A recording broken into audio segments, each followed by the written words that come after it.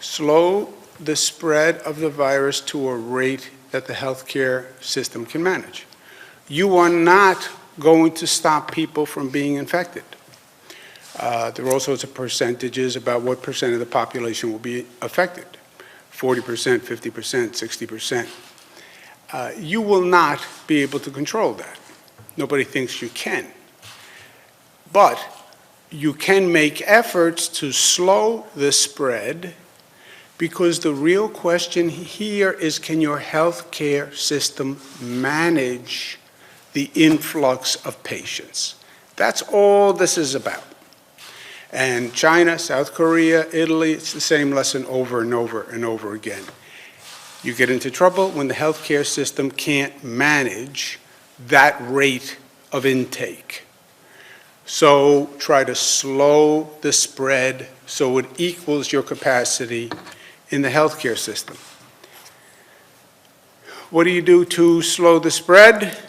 Test, test, test, test. We've made great progress on testing. The President's agreement to allow New York State to do its own testing is very important. We need more federal assistance in allowing what's called automated testing, which the FDA still controls. Roche is a company that does automated testing. The President made an announcement with them, but it can't just be a couple of companies for the United States of America doing automated testing. We need more automated testing. What does that mean, automated testing? Manual, you put the test tube in the machine. Automated, everything is robotics. It goes from 30 tests per day to 1,000 tests per day for a laboratory that can go from manual to automated. So that is a tremendous difference, and we need more help on that. How else do you slow the spread? Density control. This awkward seating arrangement that we have here today reflects two things. Number one, that the LCA doesn't work on Sundays. Number two, spacing out the seating, reduce the density. So reduce the density the best you can. Those are both slow the spread strategies, okay? What does it mean to slow the spread? This is Dr. Fauci, great New Yorker, by the way. You see everyone in Washington looking at the charts of the curve. Flatten the curve, reduce the rate. So the high point of cases is reduced so it can be managed by the healthcare system. That's what they're talking about. Flatten the curve, flatten the curve. Why do you want to flatten the curve? Because the curve is not a curve. The curve is a wave. And the wave could break on the hospital system. That's what they're talking about when they're talking about the curve. If you have too high a number of people sick at the same time, when they descend on the hospital system, you will overwhelm the hospital system. That's the issue here. It has always been the issue here. Overwhelming the capacity of the hospital system. And that, my friends, is important. You know, you listen to the cable news all day. Well, why didn't we start testing earlier? Why weren't we more prepared? That's all about yesterday, right? That's all recriminations, that's blame. We should have done this, we should have done that, we should have done this. I'm a governor. I am here today. I'm focused on what I need today to prepare for tomorrow. And that's what everybody should be focused on. You want to do a retrospective on who should have done what, when, and who's to blame? Put a pin in it and do it afterwards. Let's be constructive, which is focusing on today and tomorrow. There's an old military expression that management officials use: don't fight the last war. This is not about what happened yesterday. We are looking at a new war that no one has seen before. This is a case of first impression for this nation. We have never fought a virus like this with this potential consequence. So plan forward, plan forward. You see that wave? Try to reduce the size of the wave. Assume you can't reduce the size of the wave. And assume the wave breaks at a higher level than the hospital system can accommodate. I believe that's what's going to happen. So, what do? New York State hospital capacity, 53,000 beds, 3,000 ICU beds. Is that a lot of beds? Is that little beds? 3,000 ICU beds, presently about 80% occupied. Okay? So that means you have several hundred ICU beds available. Why are the ICU beds important? Because the people who come in, vulnerable populations, older people, underlying illnesses, respiratory problems, they need the ICU bed. They need the ventilators. They need the machines that breathe for them. Those are the ventilators. They are in ICU beds. The overwhelming crush is going to be on the ICU beds, not the 53,000 normal hospital beds, because those are basically going to be people recovering from the flu.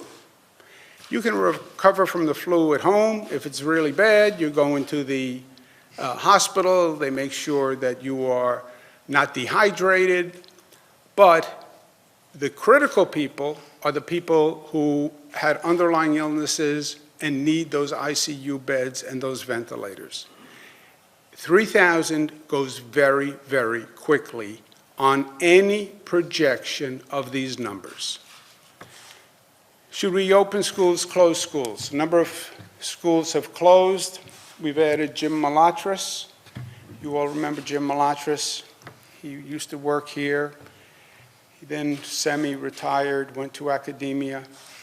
He doesn't consider it semi-retirement, but I like to irk him that way. Close the schools. It's not that easy. It's not that simple. Close the schools. For many families, the school is childcare.